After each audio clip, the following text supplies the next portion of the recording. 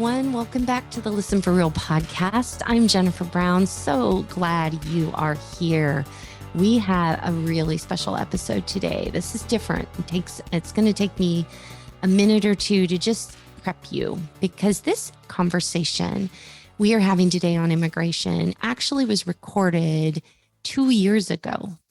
It was recorded with this podcast in mind, pre-pandemic. And then, of course, things moved and changed. But I have never forgotten this conversation that I had with Jawad, with Carrie, and with Vanessa. And it has changed me. I am better for having this conversation, and more importantly, for knowing these human beings. And we held this conversation at World Relief offices in the Sacramento area. And we wanted to talk about immigration from the standpoint of understanding that this topic is one that people have grown numb to, and is one where we throw words around really easily. We've kind of gotten numb to the term immigrant, illegal immigrant, asylum seeker, refugee, special immigration visa status holder, you name it. We've gotten numb to these, and they've been reduced, these terms, to sound bites, to terms we can throw around for political gain, or to take a side and decide where we stand and who our enemy is, etc. And I think that can be super dangerous. And I know for me, you will hear in this interview me multiple times say, some people believe, they do this. And I need you to understand that I have said all of the things I am saying they have said, or people say. And I'm not proud of that, to be completely truthful with you. I'm not proud of the ignorant position I took, because I didn't know anything different. Again, I always say this podcast is about being the antidote to the echo chamber. My echo chamber is created by me having my lived experiences and my personal beliefs, and then surrounding myself with people and institutions that believe the same way. So they've never had to stretch. They've never had to change. And I am one of those people that thought, sadly, that I knew everything there was to know on this topic. And if I just parroted what my favorite news source at the time said, or what I heard my favorite pundits say, that I was in the know and I was in the right. And it is not true. So I really implore you to listen deeply to the conversation we are about to have, and really deeply take in these people, these stories. These are human beings. These are not just words like immigrant, illegal, refugee, asylum seeker. These are people with dreams and hopes and desires and love, and a longing for community, who, in this case, in Jawad's case, have come here and have made this a better community that I want to live in. And it's remarkable, his story and his service with our U.S. forces. There is just so much here to unpack. And I hope you'll listen in and gain something as I did. Thanks for joining us.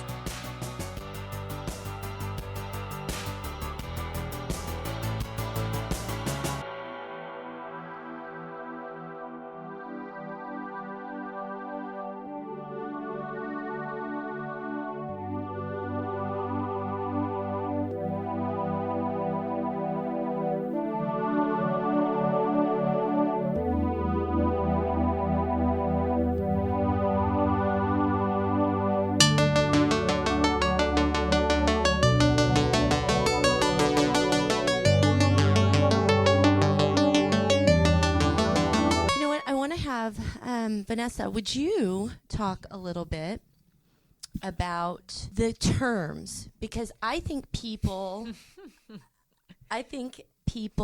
take terms like refugee, immigrant, illegal immigrant, emigration, all of those things. I don't think people understand even what some of those terms really mean. So would you kind of break down the commonly misunderstood terms? Look, See, my audience is cool. They know that she's giving me a face like, I didn't see She's this on our saying she list. hopes she can answer these questions accurately. Well, what do you see as the most commonly misunderstood terms and mindsets around this issue and this? Yes. I think we are living in a time where there's a lot of concern around borders and to open of borders. And so anybody new coming to America is maybe coming, it's easy to get here. They're coming in mass. We need to be more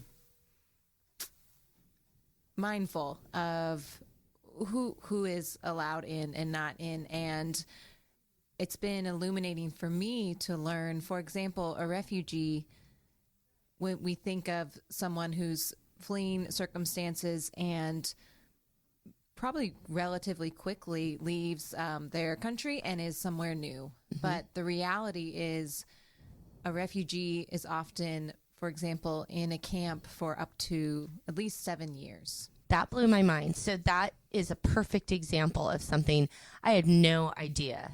We picture what we get on sound bites and in the news, because that's the pictures we've been given, and that somebody's just sort of packing their bags and fleeing and deciding on a weekend they're going to pop over our border. Yes. And does that drive you a little crazy that that's the perception?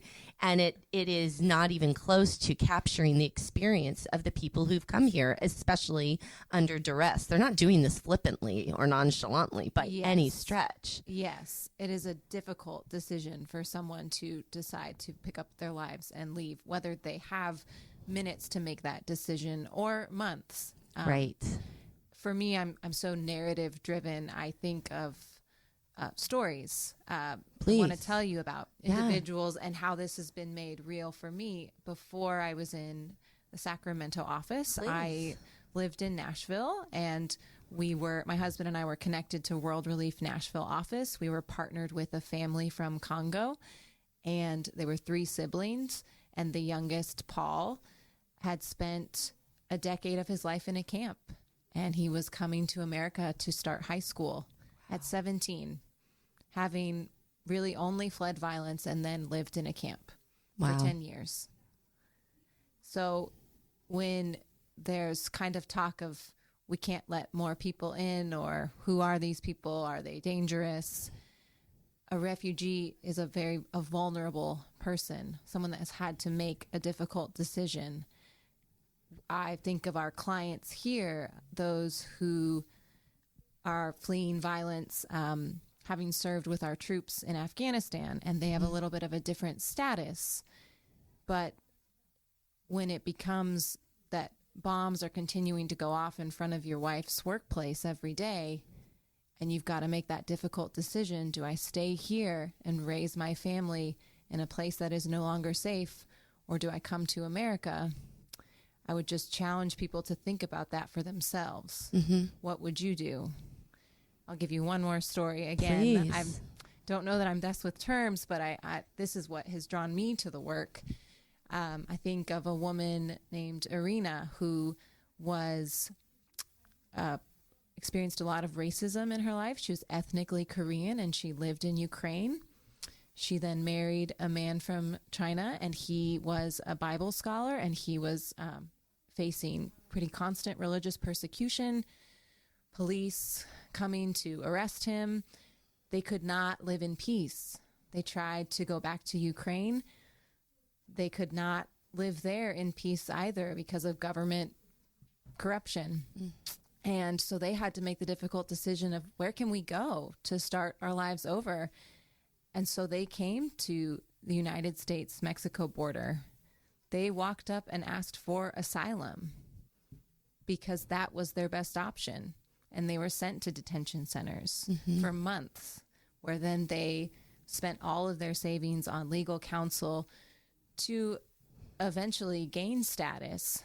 But so yes, someone could hear that story and say, someone is coming over in not the right way. But again, if thousands of people, however they're coming, are needing to leave a situation, I want people to hear those stories. Agreed. Again, put yourself in that position, and what would you do? Yeah, I was, as you were talking, I was trying to imagine leaving everything I know culturally, leaving my entire extended family, leaving the home I worked hard to pay for. I mean, think about it. People are leaving their established careers, their homes, etc., and leaving with what they can carry. Yes. So I'm picturing the things I think about, like, I mean, you guys think about your family photo albums, all the things we take for granted that we think are so meaningful. You think of, as we enter a holiday season here, when this is being recorded, think of the things you go, oh, this is so meaningful to me. We have these traditions, and that you're making the difficult choice to step away from that because you just want to live in some modicum of peace. Yes. And safety, or you want your kids not to be in fear, or that you worry if you're going to come together at the end of the day for dinner as a family. I mean, these are real things. And I do think we have grown, we're totally numb. We have no sense of that. You have a quote out when I walked in, and it's about, we're so removed from any kind of struggle in this country that we don't honestly know what that's like. And if anything, it strikes me that by having a robust immigrant population, that's how our country was founded, that's how it should always be. We are better because, and richer because, we don't all just easily grow numb and rest on our laurels and have this comfortable little society. We are a much richer, better society because of a large proportion of this society is made up by new Americans who have immigrated from other places and brought something different to the mix. And so I'm really glad you said that, because the other thing, one of the myths that I went over in my mind, all the assumptions and judgments people make around the topic of immigration. And one of them is, oh, immigrants come to the U.S., they're gaming the system. Okay, so I am sure that just I can see by your face how frustrating that is for you guys to hear, right? That it couldn't be further from the truth. So we just talk about that very plainly. Sure, that is quite the difficult game to play. I think there would be easier ways to not have to start your whole life over. Right. I would say. Yeah. Our clients, I'm so impressed by their resilience. Again, I just think of stories. I think of a woman named Ara who came, single mom from Afghanistan, spent years first struggling in Turkey to be away from it's just not a good marriage, a difficult situation, and finally got refugee status and came to America. But again, not a lot of English, but ambition to do something for her son and for herself. And so has aspirations to learn English and open her own daycare center, for example, and coming to us, and we're able to then partner with other organizations to make that real for her. And she said that's what, so many of the women in this community want. For example, as Carrie mentioned, our education initiatives for women, that's just opened my eyes. Women with dreams, women who grew up under Taliban rule and didn't get to go to school. Right. It wasn't allowed. But for example, a woman named Cobra wanted to be a newscaster, and you meet her and she just lights up a room, and there's a vivaciousness to her and a incredible intelligence and wit.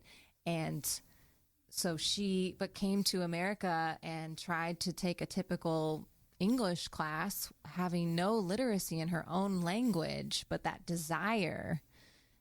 I just think about, take a step back, not even as dire a circumstance.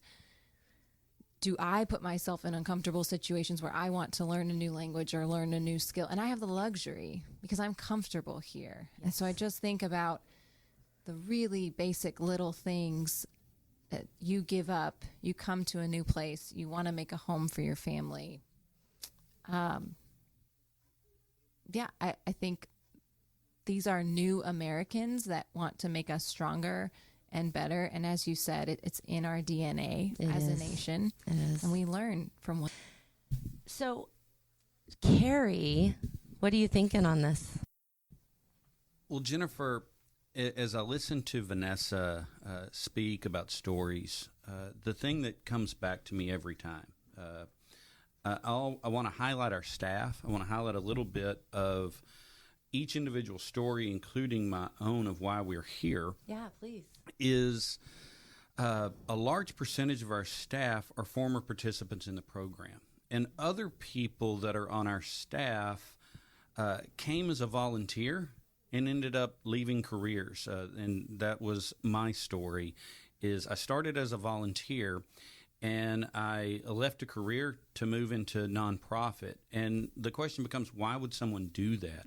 And the answer is what Vanessa has just been going through, their stories and faces. Because you asked about terms, and the terms are very important, and it's very complicated, and it actually takes a long time to understand the difference between a refugee, an asylum seeker, Right. the overall term immigrant, and those are important because they describe the path that someone took to get to the United States. There's a common element, though, and the common element of why anyone moves anywhere is that there is some reason either pulling or pushing to make someone do those difficult things. Mm-hmm. So when I hear those stories, when I've experienced them myself, the important thing that I would want to tell the world, that I would want to tell your audience, is learning how to take those terms and move them into a face in someone that you know. Yes. Is really part of the role that we do here at World Relief, is bringing people together.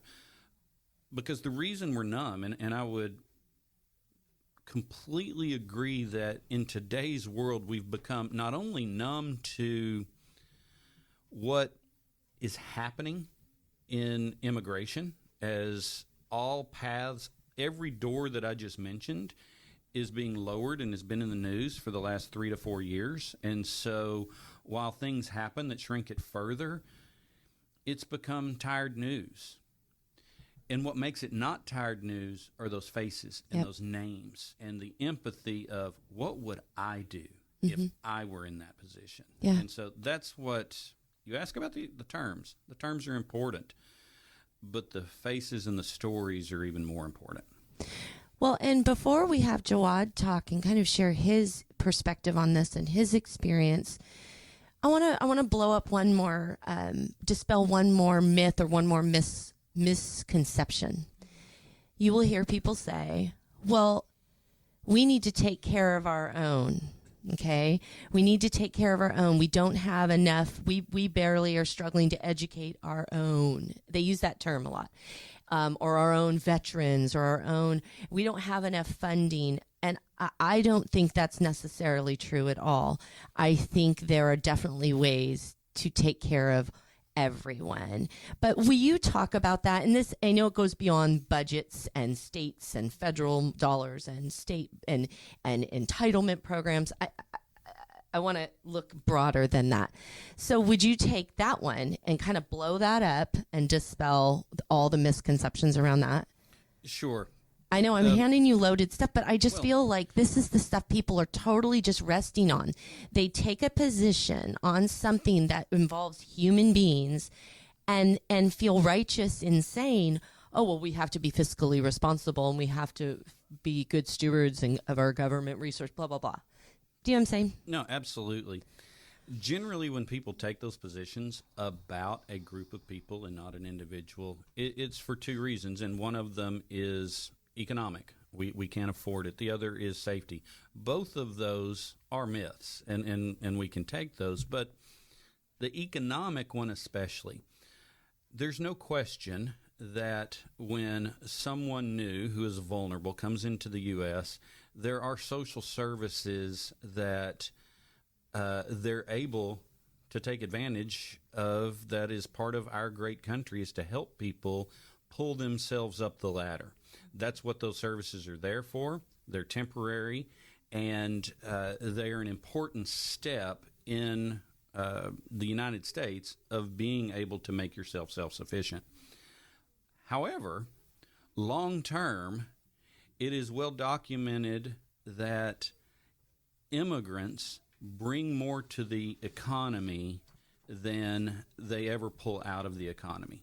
So while there are some short-term costs, the long-term benefits, in some ways you could say, both from a workforce standpoint, both from a diversity standpoint, we can't afford not to take immigrants. I don't believe that's the reason why we do what we do. I think we do what we do for a humanitarian reason and for the people being there. However, economics is not a reason not to. And even if it was a little bit, I think it would be worth it, but it's not. And you're not just saying, okay, so again, I'm going to take another typical soundbite. What you're not saying is, oh, they're coming because they're willing to do the work Americans won't do. You're not saying that only. And I want to make clear there's so much more to what they bring to our economy, our culture, et cetera. And I want to make clear, I don't think that's what you're saying. And if it is what you're saying, go ahead and say, yeah, Jen, you have no idea what you're talking about. No, that's absolutely not what I'm saying. Because in a macro economy, there are taxes that are paid, there's consumption, and what someone invests in the economy that builds is actually the value of how we look at economic impact. And so people that are coming are the number or the percentage rather of immigrant started businesses and entrepreneurs are much higher than native entrepreneurs. So the economic engine that is driving is far more driven by immigrant started businesses that end up employing people than native started businesses. And so it's part of what is driving that economy. Awesome. Yeah, add in. I just found this helpful, a little bit maybe trite, but from our senior leadership, kind of putting this in perspective for you, because I think there's a short-sightedness and an easy straw man argument when we say somebody is coming over and is causing a drain to our resources, and we already have issues going on. And he said, my children are 5 and 10, and they're probably going to cause a drain for the next 10, 15 years on resources before they start giving back. So if we want to use that example. Oh, I love that example. Somebody coming over, to remind, I guess, your listeners, our clients are coming over, and within, 6 months, or help me out, they are starting to pay back their travel loans.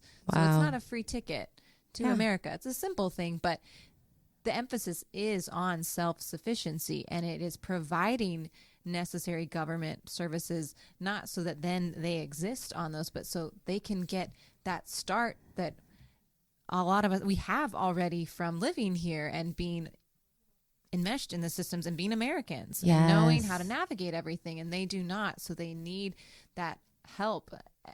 And again, we can all think of times when we have needed help in different, whatever we've got going on in our life, starting something over in a much smaller scale. So thinking about starting your life over. Yeah. Our senior leadership also points out, yes, as Carrie said, immigrant started businesses, thank you, Google. Yeah.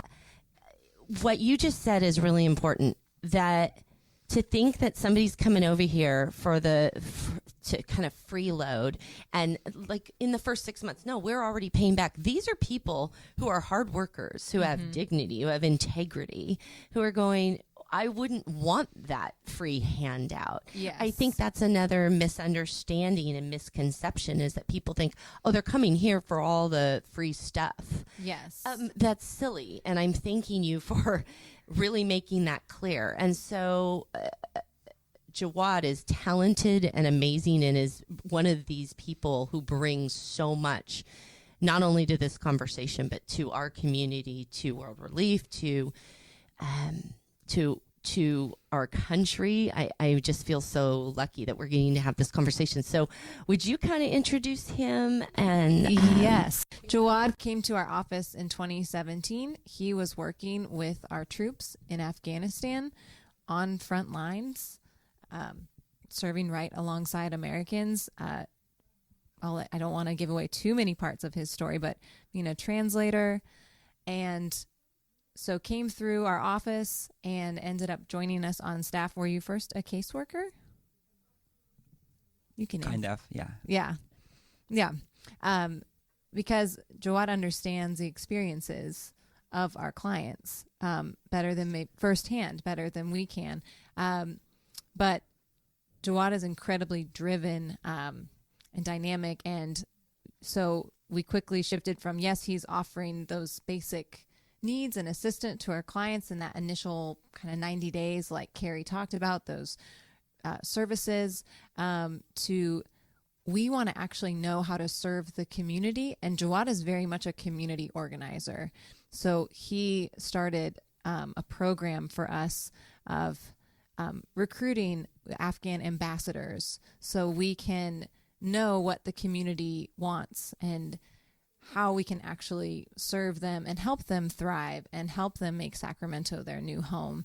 Did want to highlight last year a incredible event he and the ambassadors put on was a community iftar, and it was an interfaith iftar where we were able to invite church partners, and then our Afghan neighbors were serving them and putting this on. And because that's what Jawad is about, is bringing together the two communities. And that is in our DNA as an organization, our mission statement, mutual transformation.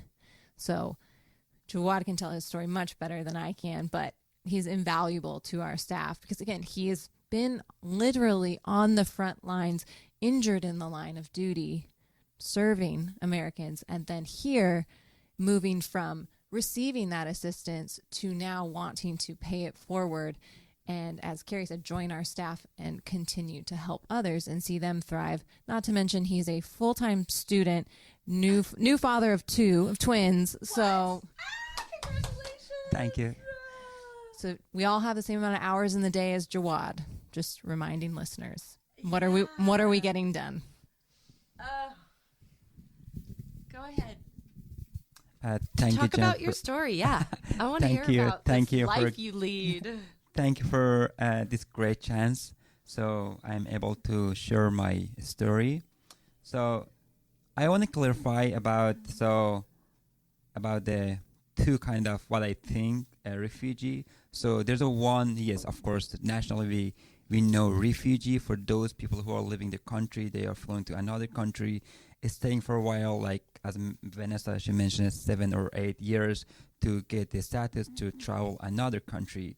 That's the truest refugee. So my family, they had the same situation in 1989. So when I was born, so my family, they had to leave my country because of the treatment, and we were in Iran country. So the place I was raised, and I thought I'm from that country because I was kid. I didn't know that. So, but the time coming, so I realized it. So no, I'm not from this country, and I'm kind of different. But because my neighborhood, they were not really appreciated us as a refugee because we just flew that country as undocumented people. And finally, so after years and years, so my father, so he was really mad. So because we were facing the problems and we were not able to go to school as other kids. Oh. And for the good thing has happened in my country in 2001, I believe. So United States pushed out the Taliban from Afghanistan.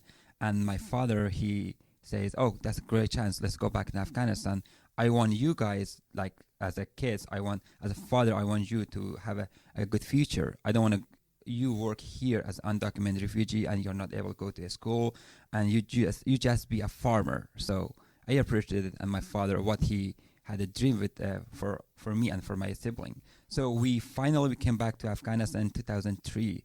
So in that time, it was really hard, and we had not really facility we had in Iran country, and so it was really challenging for my family about financially. So I was not able to go to school back in Afghanistan either because I thought it's not a good time.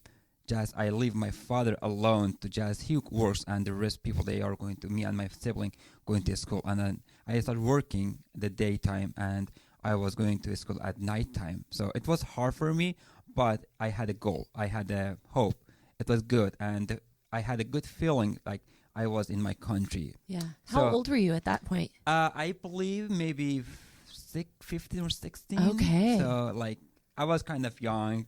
And But most of your primary years growing up were in Iran. yes, You go back to Afghanistan. Taliban's been driven out. It's a safer place to go. yes, So you go home to Afghanistan. yes. So Okay. when we But can't go to school. Okay. yes, so when you are telling so go home, yes, Afghanistan is my own country and homeland. Yes. But when we back in Afghanistan, we had not any home. We had to live on tent. Yeah. We had to build our own house.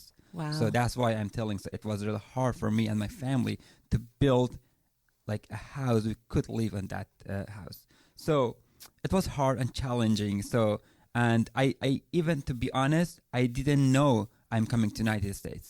So once the time comes, like in 2008. So one of my best friends, so he had been in suicide attacks in city in Oh. Kabul, Uh-huh. and I thought, so this is not good, right? And why the people they are killing the innocent people and attacking innocent people in the city? So I decided to go support the U.S. troops in Afghanistan. I had the skills, I knew the language, Yes. and I decided to go. And my family, they were not allowing me because they thought it's dangerous for me. Yes, absolutely, it was dangerous because I had to go to fighting. I had to go with the front line, with the combat, with the Yes. army. And finally, after several months, I talked to my parents. They told me, okay, we only give you the permission, so you just go and some place you're working in office, just translating the document and something like nice, and I want you to be safe. I say as well, I'm not gonna promise, but I'm gonna do my best.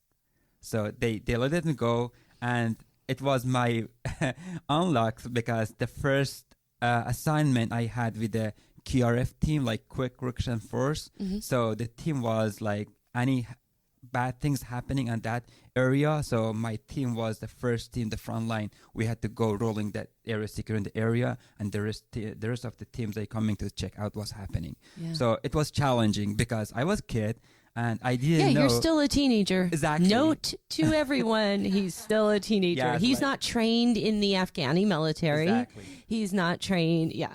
So like the missions, we had the U.S. Forces with the Afghan forces, and Yeah. I was the person making connection between two forces and translating for the civilian people to say what's happening to U.S. Army, and like they were trained, they had a gun, I had a gun. The only things I had to wear the uniform, and I had to put it in my backpack, so put some staff, water, and just it. My weapon was my language. I had to translate correctly, accurate, to make as much possible to best place safe. And I did my and best. the pressure on that. Think about the pressure of that. Because if you misspeak or mistranslate, it's life or death. Exactly. Correct? Exactly. Like many operations, we were dealing with the operations. Like I had two camera. Like whenever they are calling me and they were telling me I had cell phone, I had to translate on time. Like I remember one operation. So they were calling me on the cell phone. I think 5 or 10 miles away. They were sending me the GPS coordinations, the U.S. Afghan troops, and I had to exactly translate to just convert it to English and to translate it to my team.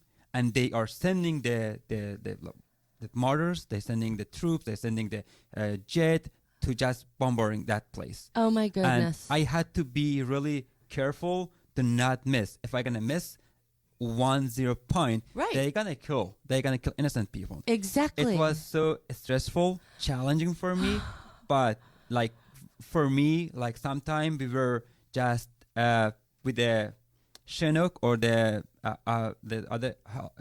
other helicopters, so we just drop in the mountains to go walking with the closest the village and secure the village. And like we were sometime, I remember we were 2 weeks on mountains without shower, without like real food. We just had to eat MRE, meal ready for it Yeah. with the troops, and with the water we had to sleep at night, and then with the sleeping bag. So it was hard. It was hard. But the good thing is for me, I believe my country is going to forward. My country is going to get a better situation. Right. But it was good. The feeling like when I saw the people, they were in need. We were trying to help them. We were trying to make a secure place, Yes. and it's meaning a lot to me on that time. But it was challenging for me. Like not every day, maybe sometime I was receiving some threat phone call. They were receiving unknown people, and they would say, "Hey, this is you, and we found you. You are working with the U.S. Army. Like we are Taliban. If we're gonna find you, You're gonna kill you." receiving these calls. Yes, absolutely. And my family, they were receiving the same things. They were sending letter to my house, and my father, they were telling me, "Hey, what's this?" And they are sending some threat letter to me, and they are after you. I said, "Well, yes, but what should I do?" And like I couldn't go like my home like every month. Like I had to go my home visit my parents after 5 or 6 months just for 2 weeks. Unknown person. Like I didn't want other people know I'm going back course. home because I knew it. The You don't people, want to they draw are- the target. Exactly. Yeah. They were after me. So it was hard. And so the times come. So like I started working with the U.S. Army in 2009, and I left the U.S. Army 2012. Like 3 years I worked it. I thought I'm done. Yeah. One time I injured in the mission. You were injured. Yes. 1 month I could not hear. So I lost my hearing. I was in hospital. But the good thing is, thanks to God, so I recover. I get well, and I just thought, okay, the next time maybe I gonna go die. I say, So you okay. went back to it despite Yes. losing your hearing Yes. temporarily. I didn't quit the mission that time. Yeah. And after that injury, so I continue my job for another year. And I thought, okay, so I'm done now. So I started working with another projects to empower the women. So I thought that's another important area, so I can support my people. So, but 2012, I passed my visa interview with the U.S. Embassy because I was working with the U.S. Army, and I applied, and they accepted, and I passed it, and I thought I'm going to United States very soon. But 2012, I passed my visa interview. 2013, 14, 15, it happened. It didn't happen something. I did not hear from the U.S. Embassy because I was in trade. I was in great risk trade my life, and I was not able to live with my parents. I had to live in another unknown location. Isolated. Did you feel so isolated? Yeah. It was really challenging. Like for me, sometimes I was thinking maybe never ever I'm going to United States, but this is the reality situation of my life here. Yeah. I have to live as an unknown person because I was working with the U.S. Army.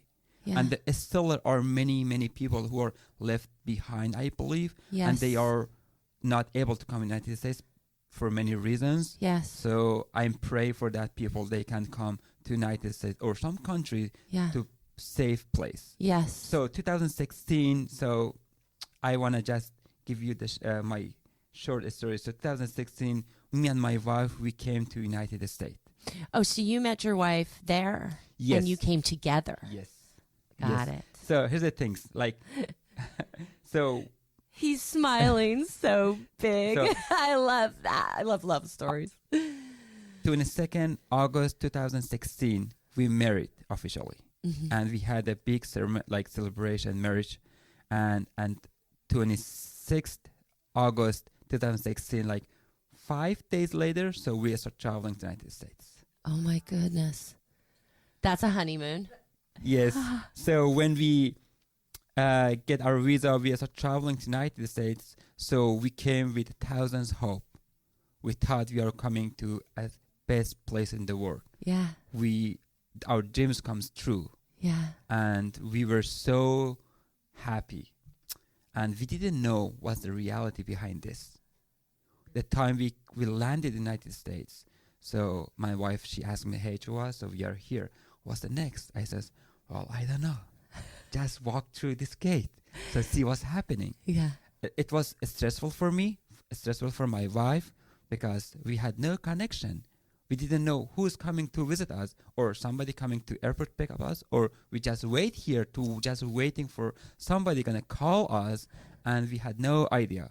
The good thing is when we get down of the escalator, so some people, they were hanging a sign. They says, "Welcome to United States, Jawad." And the people I never saw in my life. Who were these people? How did they know? How did this happen? So I just come to those people and says, "Well, this is Jawad, and this is my wife." And they said, "Okay, welcome tonight." They said, "We are Good Neighbor team from the World Relief office. So we are here to welcome you. We're gonna take you to your apartment." I want to cry. And it was really meaningful to me. Like, for those people, I never met them. They were for me. They pack our stuff.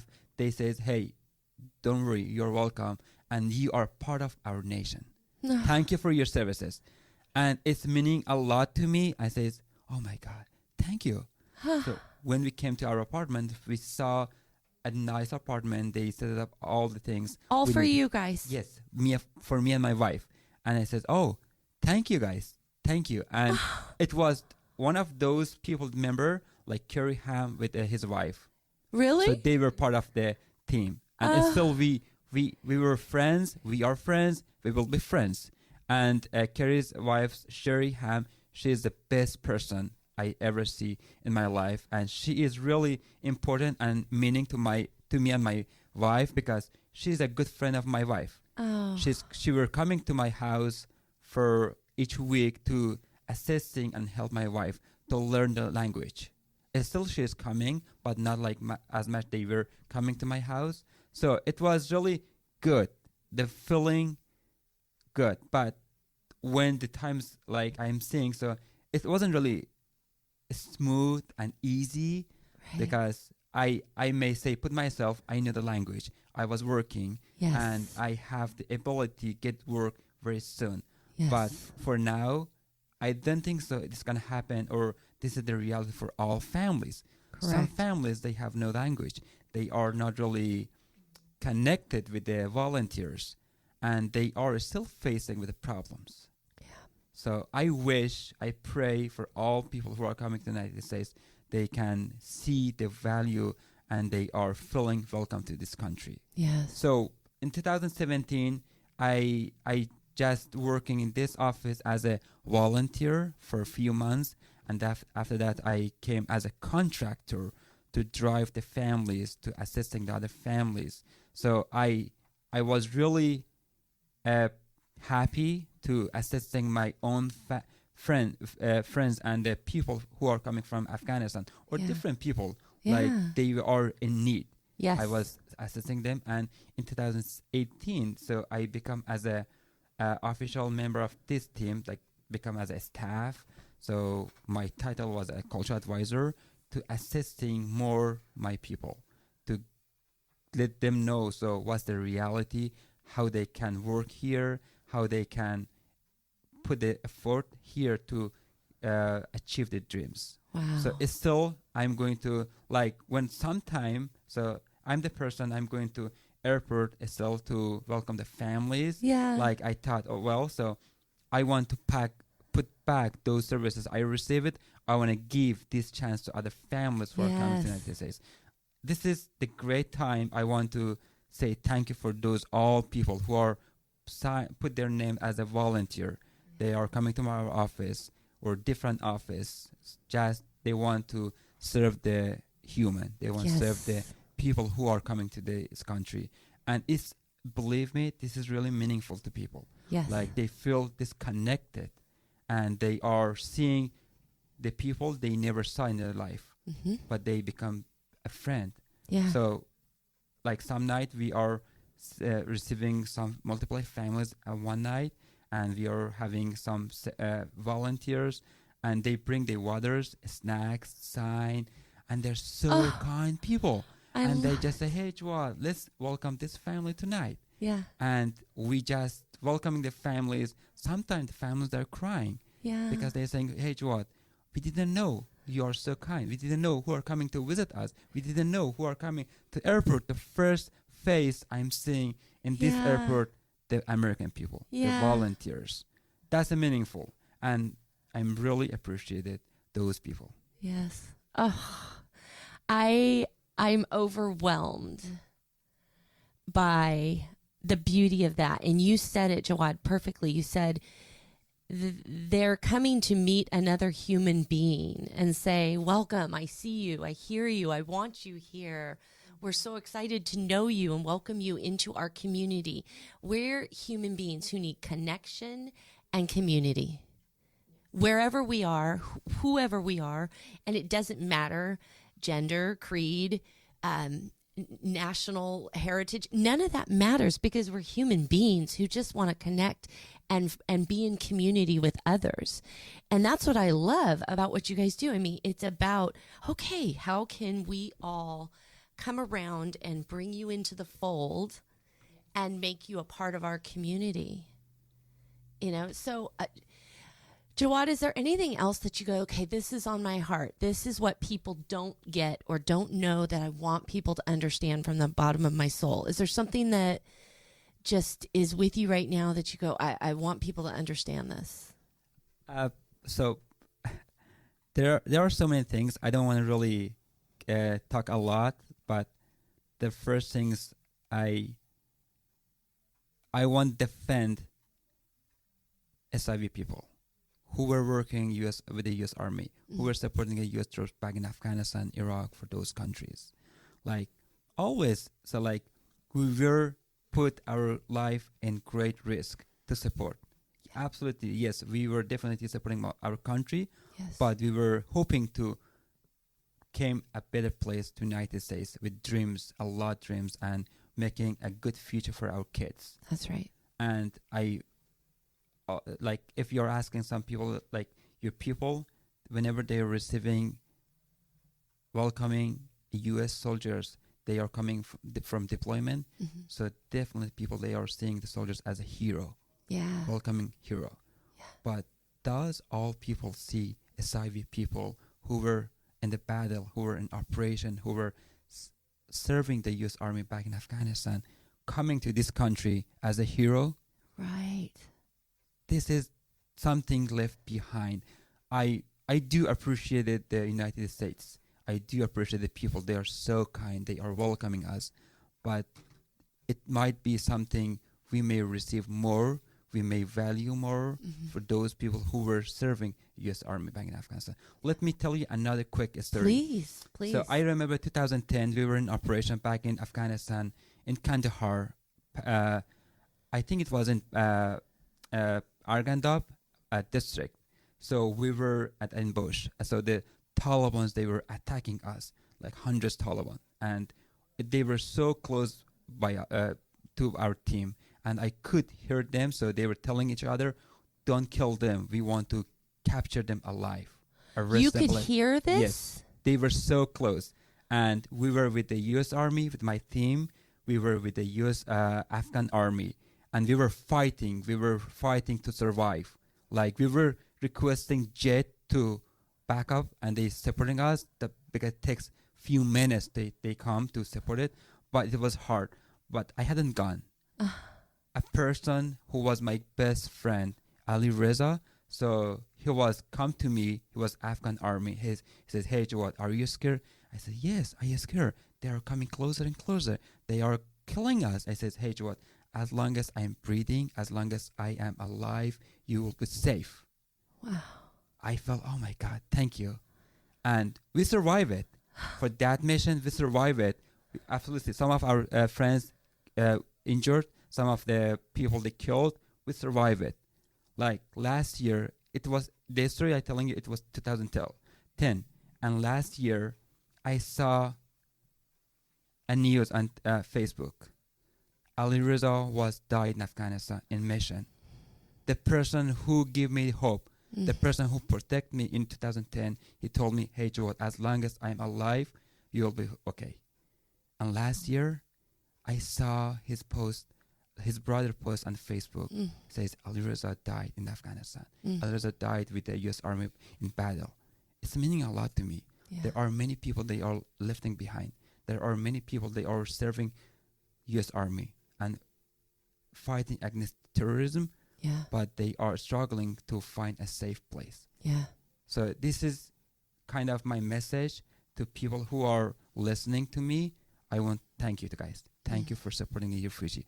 Thank you supporting for those people who are coming to this country. And the beauty is here, like whenever you're walking, nobody gonna point it out. You're not from this country. Yeah. You're a refugee. You're part of this country.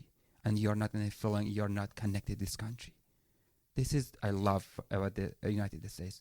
I much appreciate it for all people who are Americans supporting refugee and like being as a human, just respect each other.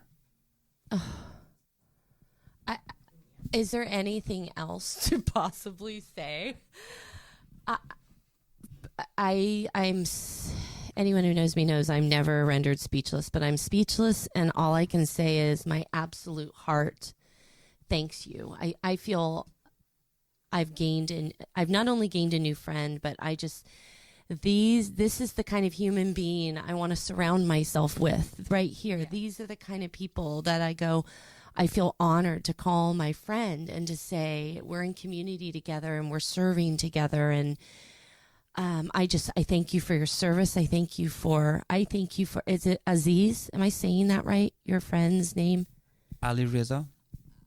Ali Reza. I'm thankful for him and his sacrifice. And there's so many.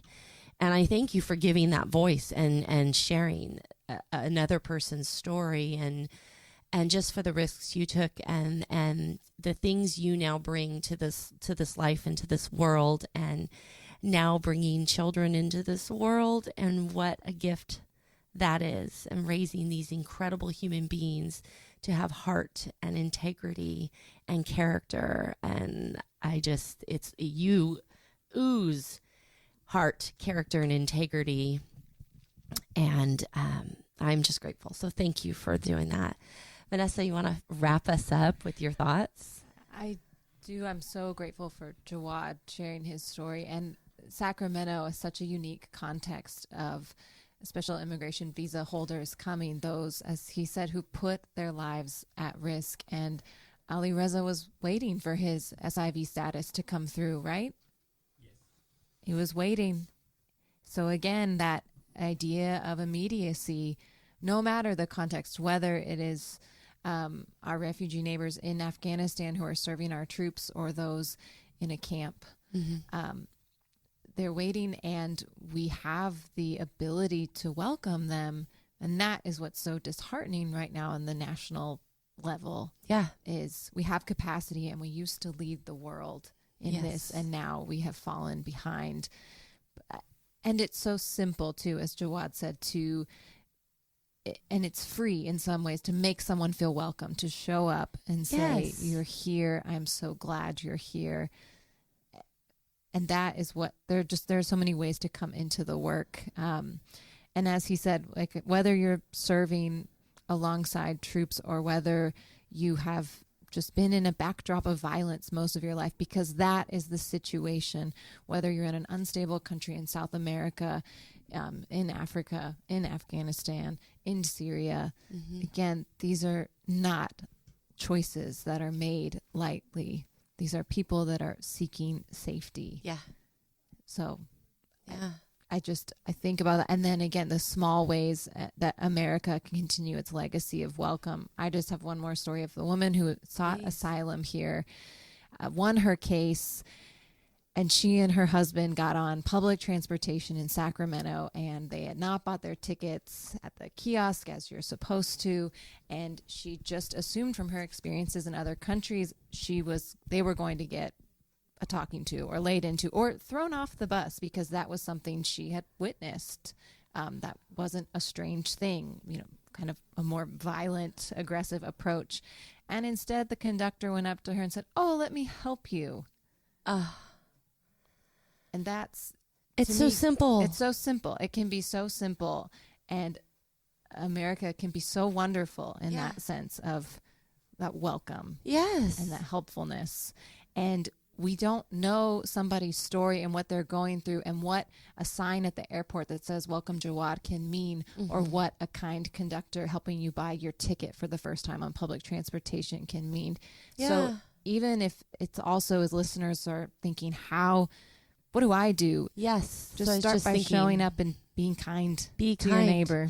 Yeah, or that person who's merging on the freeway and they're a little slower than to your liking. You know what? You don't need to get all road ragey and throw some really rude gestures and looks their way. You know what? Give them a smile, give them a wave. Or I was just picturing someone in a grocery store trying to figure out their money and taking a little extra time, and you're the person behind them, and give them that smile, and instead of that grumble, like I'm in a hurry, I got to get home, to, Yes. you know, I think about small things. We as human beings, we are relating to another human being. We don't know their experience, and it's not hard. It's beautiful It's not and hard to be wonderful kind. to be kind and to be, and to show grace. Well, and as Jawad said, his wife and Carrie's wife built a relationship, and it was small things of Sherry taking her to the store and learn what these new items were. And because again, we take for granted that we walk into a place of commerce and we know what's what, and we can read everything. And women in our literacy classes who are learning to say, write their names in a new language, and learning to purchase goods for them to make, for them to then sell, and that sense of empowerment. But these start with really small interactions of kindness, and really small, just extending that olive branch. And it's a process. Oh, I'm so grateful. Carrie, you want to add one more thing? Yeah, Jennifer, what struck me as I was listening to the stories, and to Vanessa and to you, is the one thing I want to tell your listeners is the stories are real. You heard that from Jawad, you heard it from Vanessa, and I've had the opportunity, both from working here, being on our southern border and looking people in the eye. I visited World Relief's work in northern Jordan on the Syrian border, and the stories are very real. And what we do at World Relief is bring people the opportunity to see those and come into relationship and have that empathy. So whether it's one of the situations that you heard today or that person on the freeway, we give the opportunity for empathy. If you come and you volunteer at World Relief, or if you want to donate, you're not donating to a program that does an after-school session for children in Sacramento. You are helping the community come together. Yes. And so that's really what we're about. It's not about World Relief's programs. It's about both communities. The story is real. We are numb, and it's bringing that numbness and making it real. And so that's really what we want to do. And you've gotten a taste of it today. Yes. And so earlier when I said, why would people do this? It's because they've seen and they've known. And if more people would see and know, those terms wouldn't be complicated. They'd turn into names. Yes. Thank you guys so much. I really appreciate you all. Jawad, Vanessa, Carrie, thank you, thank you, thank you. Listen for Real is produced in Rockland, California, and is edited and mixed with the help of Marky B. Our music, entitled Zero, is created and performed by the amazing Shannon Curtis. Please subscribe, rate, and review, and we will see you next time.